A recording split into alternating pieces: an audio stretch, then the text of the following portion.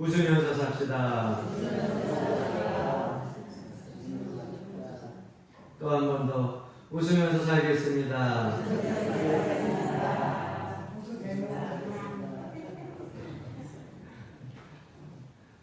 이건 제가 여러분들한테 인사하는 인사말에 건강하게 행복하게 그렇게 잘 사시기를 바랍니다.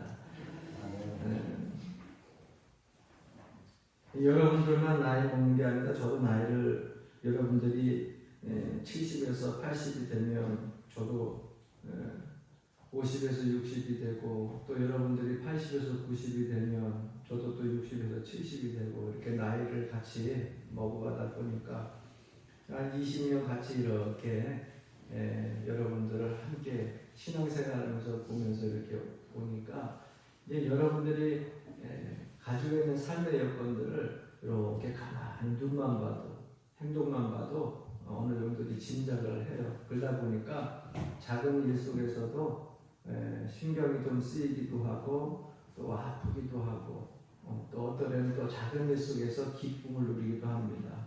여러분들 건강하시기 바랍니다. 행복하게 사시는데 건강하셔야 돼요.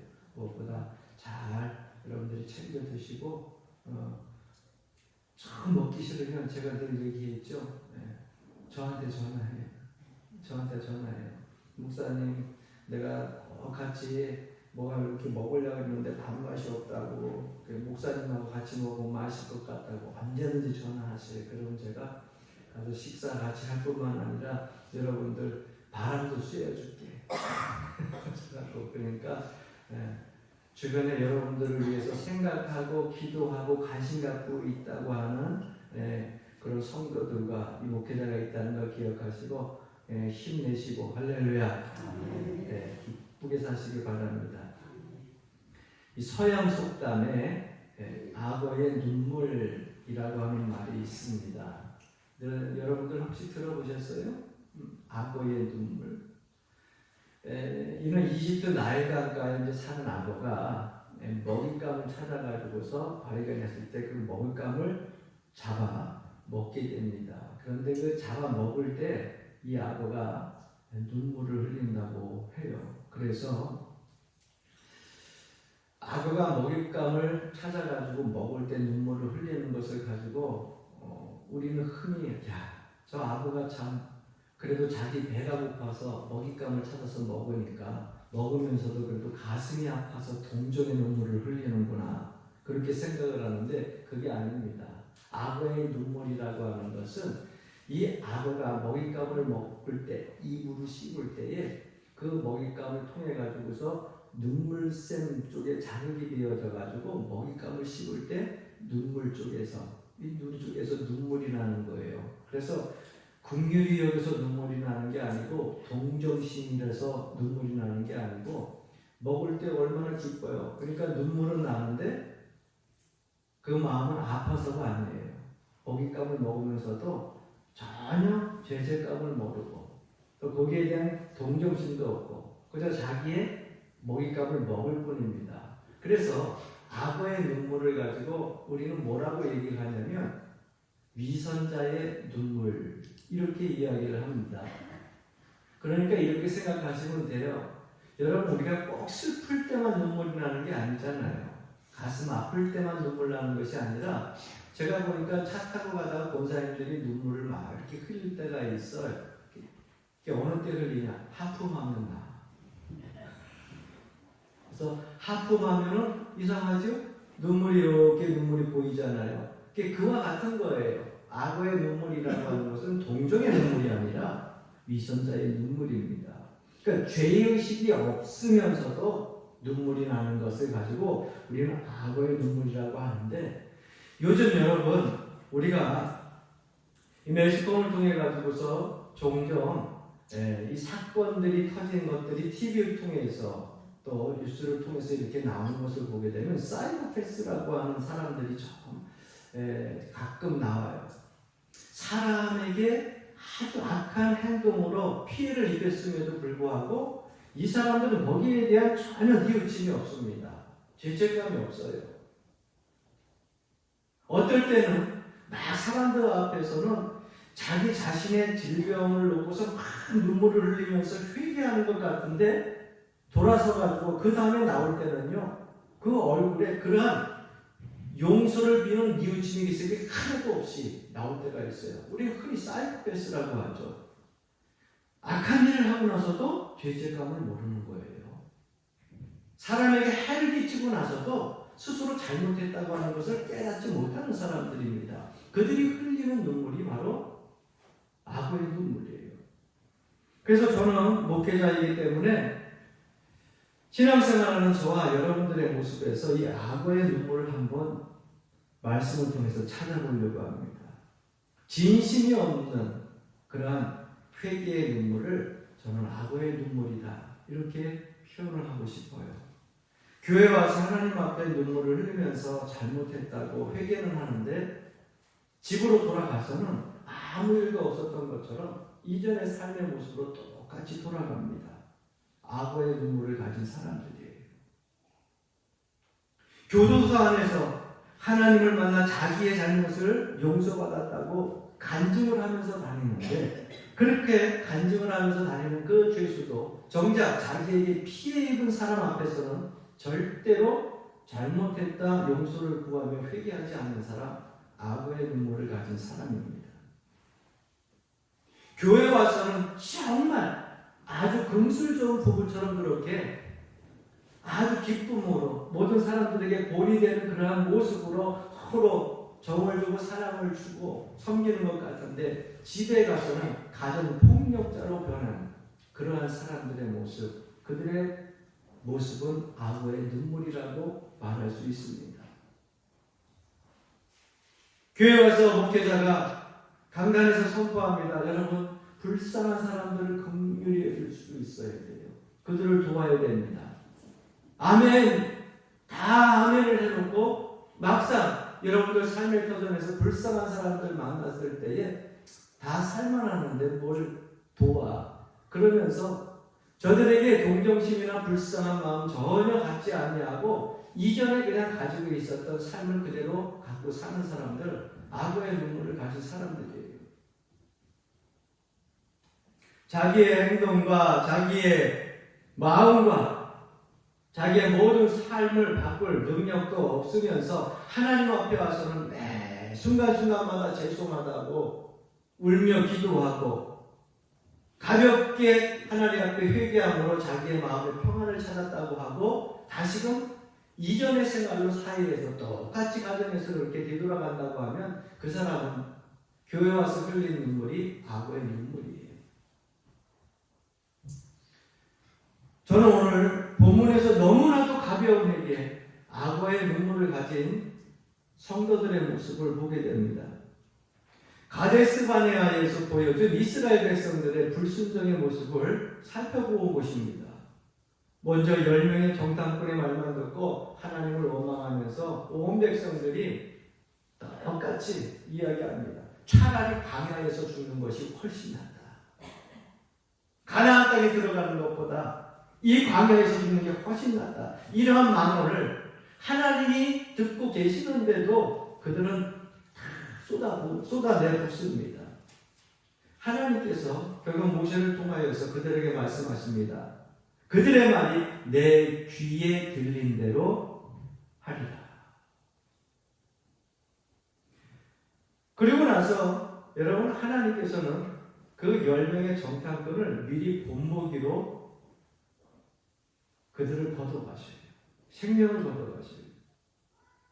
백성들에게 이야기를 합니다. 너희의 말이 내 귀에 들린 대로 행하리라. 그리고 나서 10명의 불신앙을 가지고서 와서 보고했던 그 지도자들을 하나님의 생명을 걷어가니까 나머지 백성들이 그 모습을 보고 덜컥 겁이 난 거예요. 덜컥 겁이 나가지고서 야, 우리가 가나안 땅으로 진군해서 쳐들어가자. 왜? 이곳에서 죽는 그 10명의 지도자를 보게 되니까 이곳에서 죽는 것보다 가나안 땅에 가가지고서 쳐들어가서 전쟁하다 죽는 게 더 오래 살 수 있고 더 나을 수 있으니까 이들의 생각과 행동이 싹 바뀌게 됩니다. 이들이 하나님 앞에 회개하고 흘린 눈물은요, 회개의 눈물이 아니에요. 악어의 눈물이었어요. 여러분, 아이들이 어렸을 적에 가끔 못된 그 속보로 때문에 남의 것을 도둑질할 때도 있고요. 또 때때로 주변에서 듣는 아이들의 그 언어 때문에 욕을 배워가지고 들어올 때가 있어요. 그럼 부모님이 바르게 키우기 위해서 회초리를 가지고 종아리를 때립니다. 그러면 아파서 너무너무 엉엉 울면서 그저 아버지 앞에서 손 싹싹 들면서 용서를 구합니다. 네. 여러분, 그게 회개의 눈물이라고 누구도 얘기하지 않아요. 왜? 아파가지고 그 아픔을 피하기 위해서 잘못했다고 싹싹 뛰는데 다음에 보게 되면 불과 며칠도 안 돼가지고서 그 밖에 나가서 욕배운 대로 욕하고 또 갖고 싶은 거 있으면 슬쩍슬쩍 집어오는 그런 손버릇, 그것을 못 고치는 거예요. 그 아이가 진정코 회개의 눈물을 흘렸다고 이야기할 수 있는 것은 어떨 때 할 수 있느냐 하면 그 아이가 아버지에게 종아리를 맞고 눈물을 흘리면서 회개를 한 다음에 두 번 다시 입을 통해서 욕하지 않고 두 번 다시 남의 물건에 손대지 않고 행동과 언어를 완전히 바꾸고 그렇게 살아갈 때 그 모습을 가지고 회개했다, 회개의 눈물을 흘렸다 이렇게 얘기하는 것입니다. 여러분, 우리가 종교인들이 흔히 착각하는 것이 있어요. 하나님 앞에 와서 눈물 뿌려 회개한다. 우리가 눈물 뿌려가지고 내 마음이 평안해졌다 그러면 다 회개한 거로 끝난 것으로 아는데, 여러분, 그 회개라고 하는 것은요, 나만 하고 끝나는 것이 아니라 내 마음이 편안한 것으로 끝난 것이 아니라 하나님이 받아주셔야 끝나는 거예요.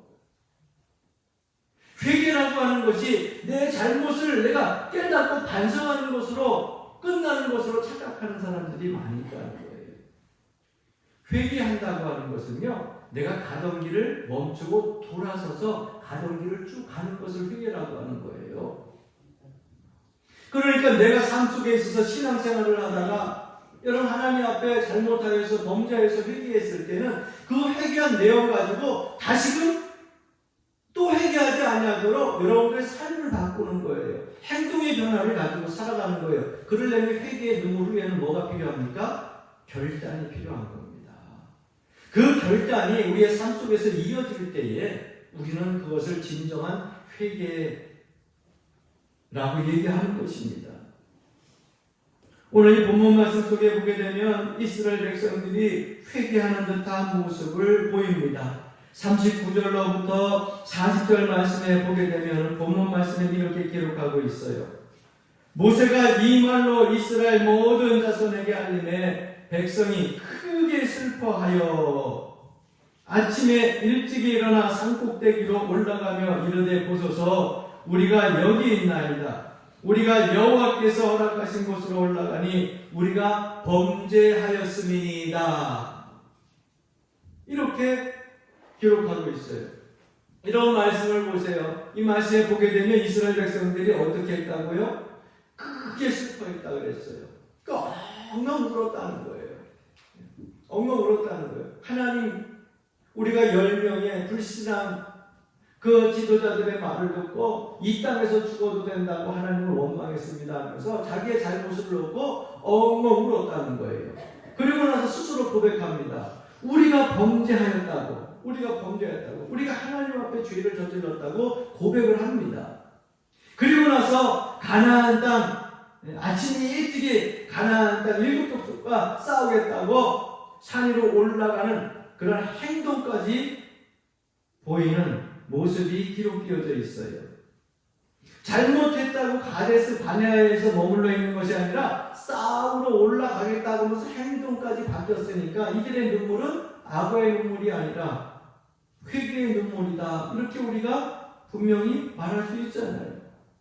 이 정도 되면은 행동도 저렇게 하나님께서 올라가라 그랬던 그 땅에 진군해서 올라가니까 저 정도면 회개한 거지 이렇게 생각을 해야 되잖아요. 그럼 하나님이 좀 밀어주시고 믿어주셔야 될 거잖아요. 그런데 이런 적극적인 모습 속에서도 하나님은 그들의 회개를 받아주지 않으셨어요.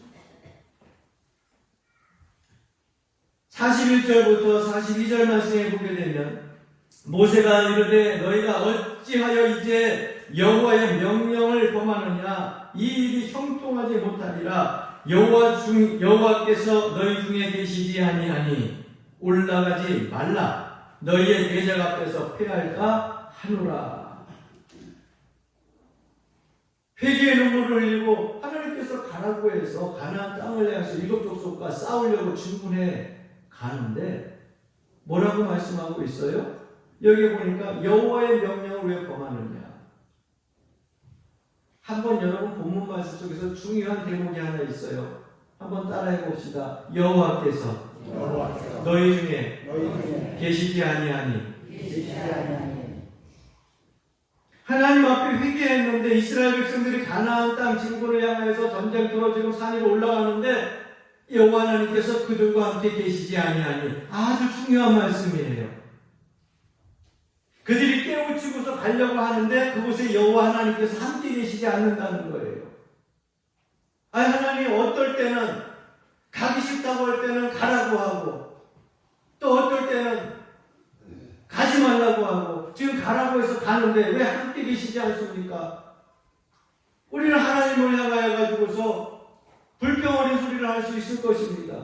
대체 하나님 어떤 마음에 우리가 기준을 맞춰야 됩니까? 가라 그러셨잖아요. 가나안 땅을 향해 진군하라 그러셨잖아요. 그래 이제 가는데 왜 하나님께서 함께 계시지 않고 오히려 우리에게 명령을 범하느냐고 이야기합니까? 여러분 여기서 우리가 기억해야 될 것이 있습니다.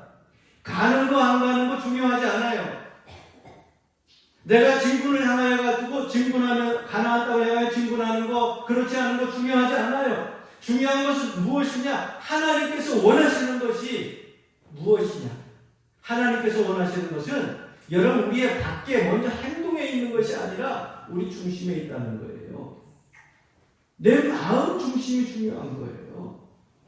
너희들 지금 막 산 위로 올라가는 것은 잠시 순간 죽을까봐 위기를 모면하려고 10명의 지도자가 죽는 것을 보고 마지못해서 올라가는 거 아니냐? 하나님은 이미 그 중심을 다 보고 계시는 거예요. 이스라엘 백성들을 아셔도 너무 잘 아시죠. 40년 동안 그 험한 광야를 하나님께서 하나님의 백성 선민으로 삼으시기 위해서 이끌어 오셨는데 그 백성을 모릅니까? 너무나 잘 아시는 거예요.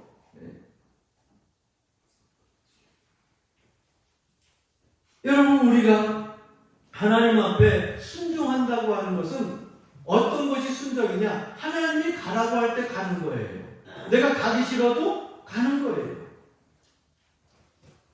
그게 순종이에요. 하나님이 가지 말라 그러면은 멈춰라 그러면 내가 아주 마음에 정말 그 욕망이 너무 굴뚝같이 가고 싶어. 그런데도 내가 그 욕망을 절제하고 하나님 말씀 따라 가지 않는 것. 이게 순종이에요. 여러분 우리는 순종을 그렇게 해야 되는데 여러분 어떻습니까? 내 몸으로 내 행동으로 우선 저질러 놓고 보는 거예요. 하나님의 마음은 내 심중에 없어요. 하나님의 생각은 내 심중에 없어요. 그저 내가 가는 대로 하나님이 따라오고 내 마음대로 이렇게 하면 이렇게 따라오고 저렇게 가면 저렇게 따라오고 이것을 우리가 순종이라고 얘기할 수 있습니까? 그건 순종이 아니에요. 하나님께서 원하시는 대로 우리의 마음과 행동이 따라가는 겁니다. 그러면 여러분 하지 말라 가지 말라 그러면 어떻게 해야 돼요? 하지 말고 가지 말아야죠. 내가 아무리 하고 싶은 말이 있고 내가 아무리 갖고 싶은 것이 있어도 안 된다 멈춰라 그러면 내 욕망이 막 여기 하면서 갖고 싶고 하고 싶은 말이 있어도 어떻게 해야 돼요? 절제해야 되는 거예요. 그게 바로 순종이라는 거예요. 이스라엘 백성들의 마음을 너무 잘 아시는 하나님은 그들이 가나안 땅 일곱 족속과 싸우기 위해서 산 위로 아침 일찍이 진군하는 그 모습 속에서 모세를 통하여 분명히 얘기하십니다. 여호와께서 너희 중에 계시지 아니하니. 여러분 내가 가고 멈추는 곳에 있어서 하나님께서 나와 함께 하시지 않는다고 하면 아무 소용이 없잖아요. 아무 소용이 없잖아요. 우리의 신앙생활하는 가운데에서 하나님이 나와 함께 해야 그 신앙생활에서도 기쁨이 있고 보람이 있고 하나님의 은혜가 있고 삶에 여러분 능력이 생기는 거 아니겠습니까? 네. 주의 말씀에 순종할 수 있는 결단이 우리에게 있어야 된다고 하는 겁니다. 그 중심을 하나님이 보시는 거예요. 사울왕이 이스라엘 초대왕이 돼가지고 아말렉과의 전쟁에서요, 많은 전리품들을 가지고 오게 됩니다.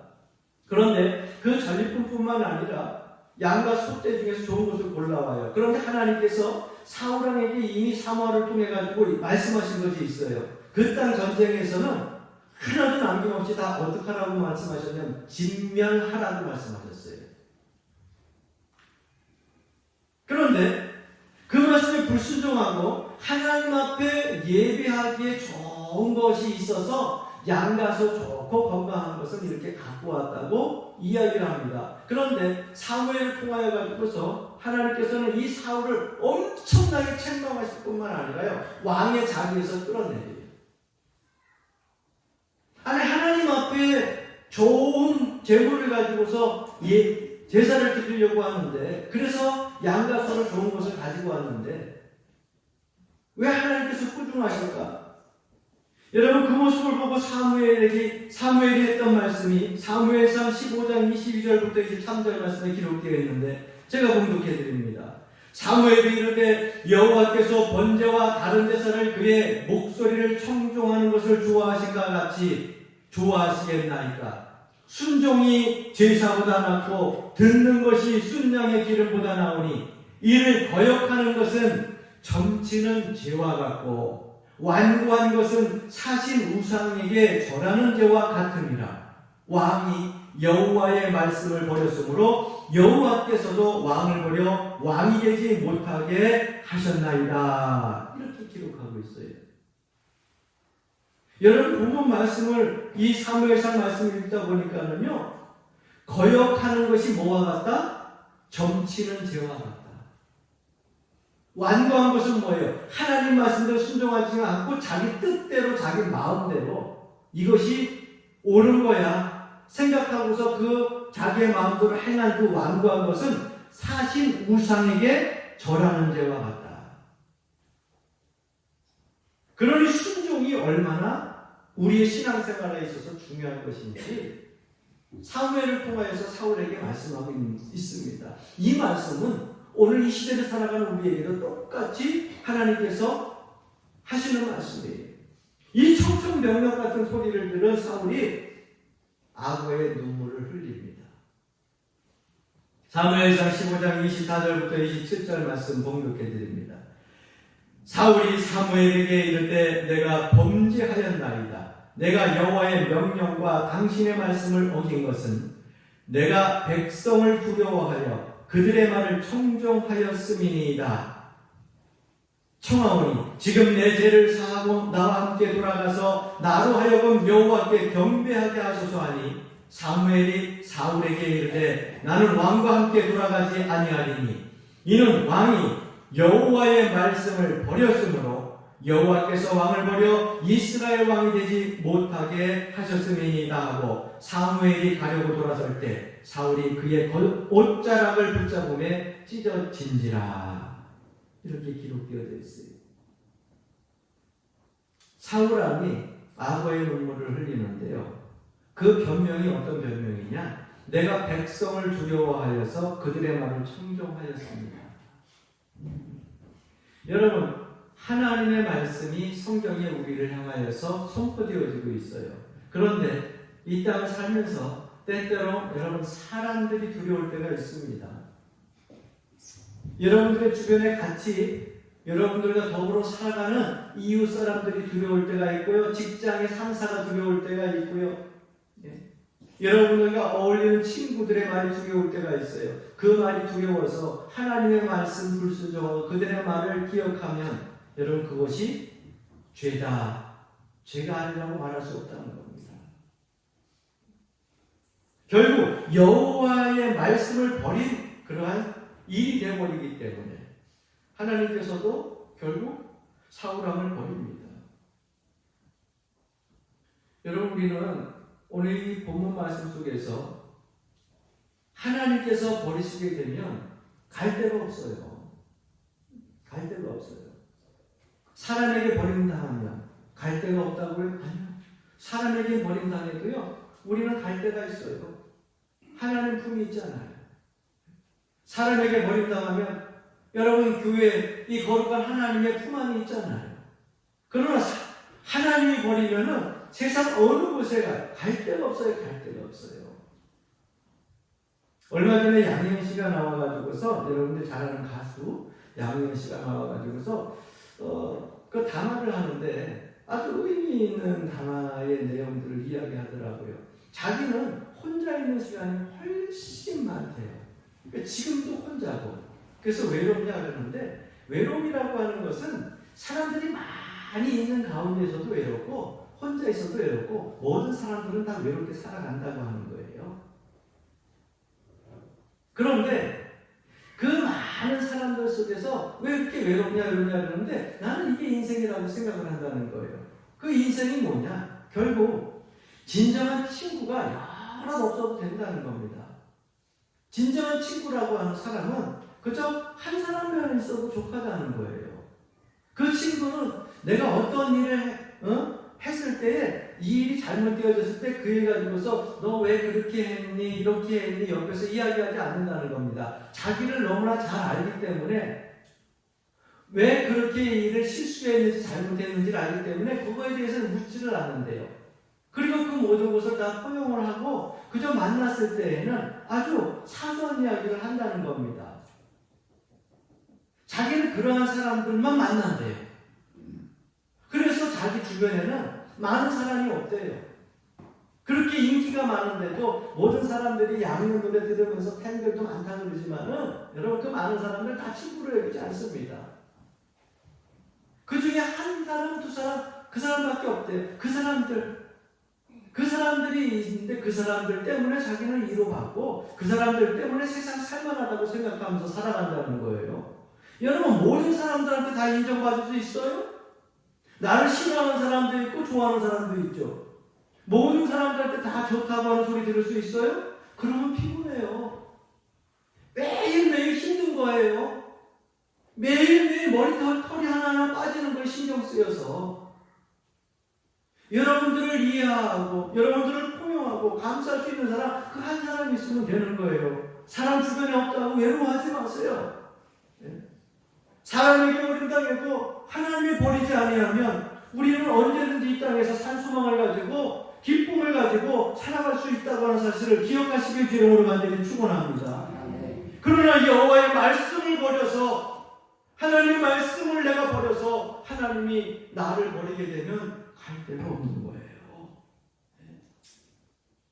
사울의 이런 처절한 회개의 모습을 보십시오. 그런데 이 회개의 모습이 악어의 눈물이었어요. 사무엘 선지자가 내가 한두 가지 않겠다고 돌아섰을 때 옷자락을 붙잡았는데 얼마나 옷자락을 붙잡고서 아이가 땡깡 부르듯이 제발 나를 버리지 말라고 나와 함께 가서 하나님께 예배하자고 그렇게 얘기를 간절히 붙잡았으면 옷이 찢어졌겠어요. 얼마나 간절했어요. 그런데도 하나님의 말씀을 버렸기에 여러분 그 붙잡음이 헛수고가 됐고 그의 눈물이 헛수고가 됐어요. 왜? 그 사울을 하나님이 너무나 잘하셨어요. 여러분 우리가 겉으로 하나님 앞에 아무리 회개해도 내 중심이 안 바뀌면 소용없습니다. 중심이 안 바뀌면 소용이 없어요. 사무엘상 16장부터 31장까지의 내용을 쭉 읽어보면요 그렇게 옷자락을 붙잡고서 매달렸던 사울의 행동이 바뀌었습니까? 다윗을 향하였던 그의 모든 폐역된 죄악된 모습들이 계속해서 31장까지 이어지고 있잖아요. 그 마음을 하나님이 알고 계셨기에 지금의 눈물이 회개의 눈물이 아니라 악어의 눈물이라는 것을 알기 때문에 하나님께서 그 회개를 받지 않으신 겁니다. 여러분 선지자의 옷자락 붙잡고 매달려서 우는 것이 회개가 아니에요. 내 중심에 통회하는 마음이 있어야 되고요. 그 통회하는 마음이 있으면 내 삶의 변화가 있어야 되고 언어의 변화가 생겨야 되는 겁니다. 할렐루야. 그래서 사울의 회개하는 모습과 다윗의 회개하는 모습이 달라요. 사울이 회개하는 모습은요 지금 잠깐 이 사건을 수습하기 위해서 회개하는 것이고, 다윗은 자기가 죄를 지었을 때에 근본적인 죄의 근원을 끄집어내 가지고서 하나님 앞에 회개하잖아요. 바세바와의 그 동침에서도 그는요 침낭을 적시면서 혼자 골방에 들어가서 그 침대에 침낭이 다 젖도록 눈물을 흘리면서 회개하잖아요. 그리고 나서 그 삶이 어떤지 여러분 아시잖아요. 나중에 수넴 여인 미스 이스라엘 진이 그 신하들에게 의해 가지고서 나이가 들어 몸이 추우니까 그 젊은 예쁜 여자, 그 예쁜 여자를 수정들기에 다윗과 더불어 동침해서 보냈는데 다윗이 그와 동침했어야 안 했어요. 나이가 들어 죽기까지 두 번 다시 동침하지 않잖아요. 그러니 하나님이 그 마음의 중심을 보시고 사울의 회개는 받아들이지 않았지만 다윗의 회개의 눈물은 하나님이 받아주시고 다윗을 높여주시잖아요. 여러분, 잘못은 할 수 있어요. 죄를 범할 수 있어요. 그러나 우리가 중심을 가지고 하나님 앞에 온전한 통해의 심정을 가지고 온전한 회개를 하게 되면 하나님이요 우리를 높여주십니다. 아멘. 할렐루야. 우리를 세워주십니다. 할렐루야. 그러므로 우리가 회개할 때 악어의 눈물로 흘리지 말고 하나님이 원하시는 중심의 통해의 회개의 눈물을 하나님께 드려야 된다고 하는 겁니다. 이 본문 말씀 속에 우리가 돌아가서 다시 보게 되면 하나님은 이스라엘 백성들을 너무나 잘 알았어요. 거인족 아낙 자손을 보고 두려워하며 믿음 없는 행동을 했던 그들의 모습, 10가지 재앙을 보고서도 하나님의 그 능력을 믿지 아니했던 불신앙의 모습, 홍해를 가르치는 하나님의 그 능력을 보고서도 또다시 의심하는 그들의 불신앙의 모습, 그들이 흘렸던 눈물이 악어의 눈물이라고 하는 것을 부인할 수가 없습니다. 부인할 수가 없어요. 하나님께서 가데스 바네아에 엎드려서 그들이 하나님, 우리가 하나님의 능력을 믿지 못하고 우리가 하나님 앞에 불순종함으로 믿음 없는 행동을 보였습니다. 우리가 막말로 하나님을 원망했습니다. 하나님, 우리를 용서해 주십시오. 가데스 바네아에서 일들을 놓고 통회하면서 눈물을 흘리고 그곳에서 기도하고 있어야지. 뭘 곰방구 앞에서 10사람이 죽는 모습을 보고 겁이 덜컥 나니까는 엊그저께 며칠 전에 했던 하나님의 말씀 기억하고 본인이 언제 가나안 땅 진군하는데 앞장섰다고 먼저 뻘떡 일어나가지고서 막 가는 척을 합니까? 지금 갈 때가 아니라 뭐 하는 때예요? 회개할 때예요. 회개할 때 잘못을 빌고 용서를 빌 때예요. 하나님이 이제 내가 너희들을 사하노라, 일어나 진군하라, 내가 너희와 함께 하리라, 그랬을 때 가야지. 자기는 마음대로 아니에요. 회개하고 싶을 때 그냥 회개하고, 가고 싶을 때 가고, 말고 싶을 때 말고, 그 악어의 눈물을 흘린 그 이스라엘 백성들을 너무나 잘 알고 있으니까 하나님께서는 그들을 향해서 이야기를 하는데, 여러분 신명기 1장 41절부터 43절 말씀에 보게 되면은요, 그들이 한 행동을 가지고서 뭐라고 말씀하고 있느냐? 그들이 행동이 경솔했다고 말씀하고 있어요. 그들의 행동이 꺼리낌이 없었다고 말씀하고 있어요. 그러니까 신명기에서 이 민수기에 있는 말씀을 보충하고 있는데, 그들이 행하는 모든 삶 속에 있어서 그 가나안 땅 진군에 나가는데 그들의 행동이 꺼리낌이 없었어요. 경솔했다는 거예요. 그 결과 어떻게 됐습니까? 오늘 신명기 1장 45절 말씀해 보게 되면, 14장 오늘 본문 말씀해 보게 되면, 아말렉인과 산간지대에 거주하는 가나안인이 내려와 그들을 무찌르고 호르마까지 이르렀더라. 뭐라고 말씀되어져 있어요? 오늘 본문 말씀 속에 보니까는요, 가장 크게 패했어요. 그래서 호르마까지 쫓겨왔어요. 얼마나 많은 이스라엘 백성들이 죽었겠어요. 오늘 우리는 이 말씀을 기억하면서 회개에 대한 몇 가지 중요한 권을 받아야 됩니다. 그 첫 번째는, 회개는 눈물과 탄식에서 멈춰서는 안 되고 행동의 변화가 동반되어져야 됩니다. 악어의 눈물의 회개는 하나님께 받아들이지 않는 거예요. 두 번째는 회개는 내 쪽에서만 하는 것이 아니라 하나님 쪽에서도 하나님께서 받아주셔야 그것이 온전한 회개가 되는 거예요. 그러니까 회개는요, 일방적인 것은 회개라고 할 수가 없어요. 내가 하나님 앞에 눈물 뿌려 회개했으면 하나님이 그걸 받아주셔야 되는 거예요. 하나님 의견 따위는 필요 없어요. 내가 그냥 입을 열어서 하나님 앞에 기도하는 것으로 끝나고 회개하는 것으로 끝나는 거죠. 그건 회개라고 얘기할 수 없어요. 대부분 많은 기독교인들이 혼자 눈물을 흘리고 그냥 통곡하고 회개하면 그걸로 회개한 것으로 끝 이렇게 생각하는데 하나님이 인정하지 않은 회개가 의외로 많다고 하는 거예요. 일방적인 전형적인 모습입니다. 세 번째, 회개는 하나님하고만 해결하고 끝나는 것이 아니라 사람과도 해결해야 된다고 하는 것입니다. 여러분, 오늘 본문 보면 그들이 하나님 앞에 슬픈 기색을 하고 잘못했다고 죄를 시인하면서 모세하고 문제를 해결했어야 안 했어요. 그 말씀은 기록이 없어요, 보니까. 오늘 본문 말씀 속에 지도자인 모세에게 우리가 겸손했습니다. 우리가 오해했습니다. 하나님이 함께 하셔서 우리에게 그 축복의 땅을 주신다고 했는데 우리가 착각했습니다. 모세 지도자요. 우리를 용서해달라고 모세하고 얘기가 되겠죠. 사람에게 잘못을 저질러 놓고 하나님 앞에 회개만 했다고 해서 모든 것이 끝났다고 생각하면 안 돼요.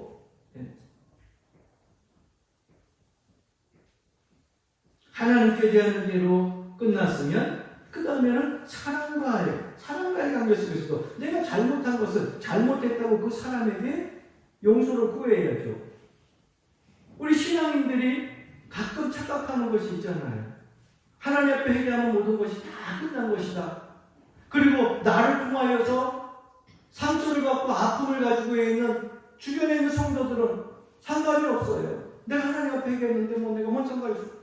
여러분, 그걸 회개가 아니에요. 하나님 앞에 회개했으면 나 때문에 상처받고 아픔을 가지고 있는 그 사람한테 가서 잘못했다고 용서를 빌어야 돼요. 그래야 온전한 회개가 되는 거예요.